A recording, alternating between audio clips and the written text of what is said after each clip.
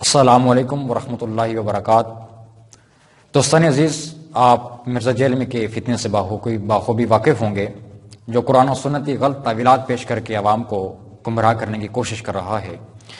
اس video بنانے کا مقصد آج ہم اس کو سرے عام کھلے عام مناظرے کا چیلنج کرتے ہیں، اور ہم مرزا جیلمی کو یہ کہتے ہیں کہ مرزا صاحب، ہم موضوع مناظرہ بھی آپ پہ چھوڑتے ہیں، جگہ کا تعین بھی آپ پہ چھوڑتے ہیں، اور دن بھی آپ پہ چھوڑتے ہیں، اور جو مناظرے کا خرچہ ہے وہ ہم اپنی طرف لیتے ہیں، خرچہ ہم کریں گے۔